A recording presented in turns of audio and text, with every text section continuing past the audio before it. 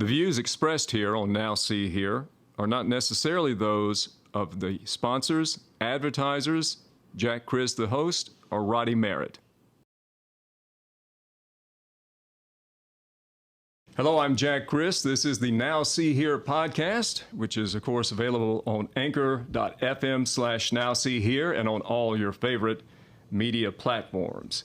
And we are very honored to be in Cece's Coffee House, of course, where we record every Wednesday, our professional recordings. We're honored to be here. We're also very honored to have our distinguished guest today, former Governor Ronnie Musgrove. Governor, let's start at the beginning, as they say, because this is going to be a two-part interview, because you have a very lengthy and storied career, very fascinating career.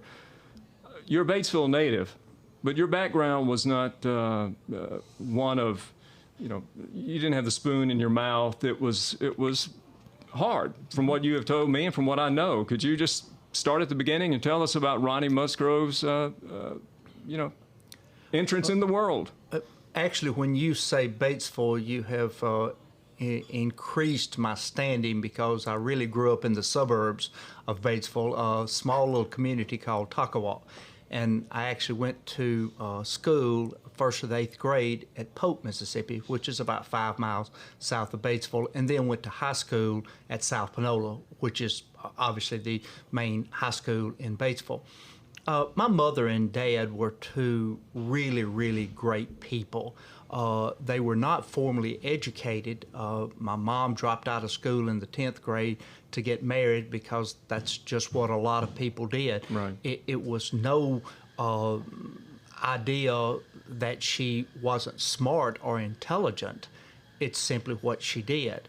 Later on, when I realized how much she read, and the fact that her favorite author was William Faulkner, Really? and she had read every one of his books, I realized how smart she was. Not many people can say that. Not many people can say that, and say it with an idea of how much love they had for him and of his work.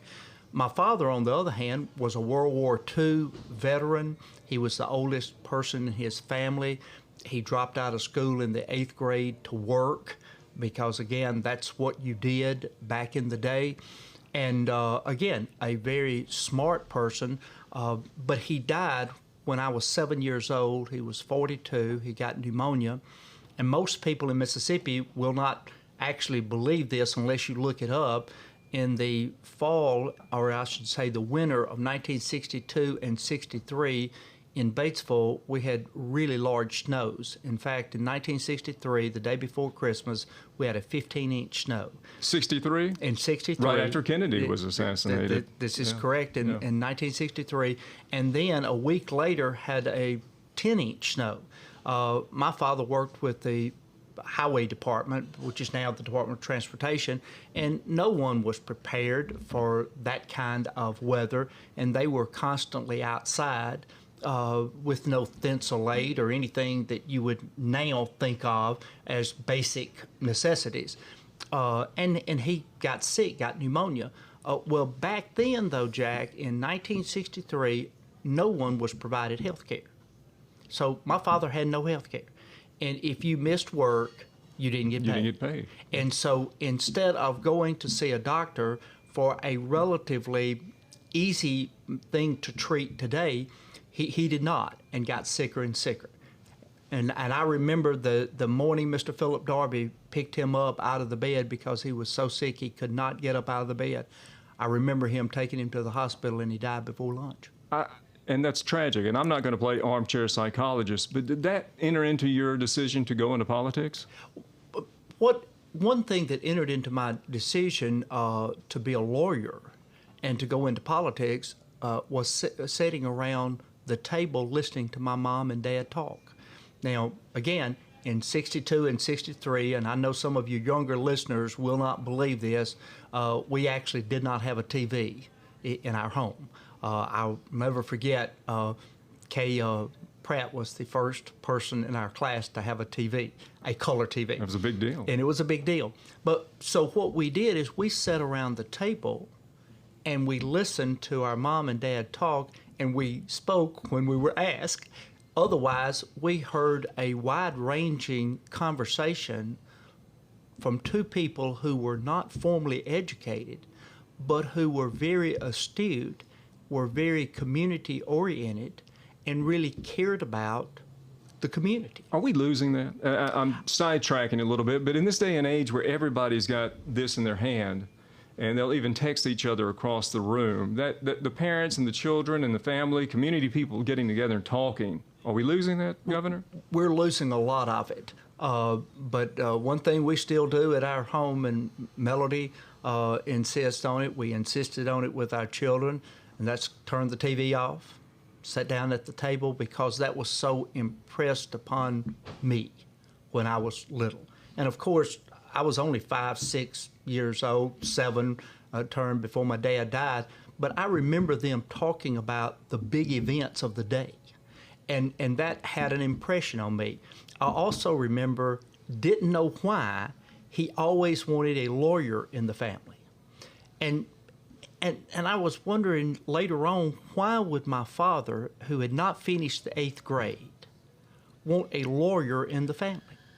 And I think I figured it out later on in talking to my mom, that the only legal work he ever had done in his life was the lawyer who prepared the deed when he bought that small little tract of land, and I believe he paid him $5 for the deed, and he thought it was highway robbery. So he wanted a lawyer in the family so he wouldn't have to pay those high legal fees. Well, it sounds very pragmatic and understandable. But that had an impression on me, and the fact that they talked politics.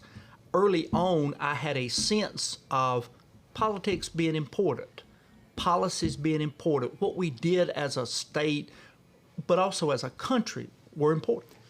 Of course, you're 7 years old, you lose your father, that's got to have profound impacts upon you, but also to follow up on what you just discussed, the events of the day, James Meredith integrating Ole Miss in 62 or 63, 62. You saw that, I guess, from afar, and you were aware of it, certainly. What were your thoughts as a young man? Was that discussed at the table? It was discussed by my parents. I don't know I had a big thought process about it at my age, but I do know that those were items that were discussed at the table. I remember the Bay of Pigs being discussed at the table because that was a big deal. October of 62, And everyone realized that this could be and was a very important event in the history of our country. And my parents, like so many other parents, were concerned and discussed it. And as a child, I listened to those things. While I did not have an appreciation or understanding of what those things meant, I knew that it was important to my folks. And if it were important to my folks, then it should be important to me as well. And so that's the kind of process that I had. The other one that was really big was when I was in the 2nd grade, Miss Estelle Hubbard, for whatever reason, when we came back from lunch, which was an early lunch if you're in the 2nd grade, she had the radio on the back shelf of our room, which was something she never did. But the reason she had the radio on is undoubtedly at lunch, she had heard the news about something happening in Dallas. And so I'll never forget listening to the radio and the announcer saying that President Kennedy is dead.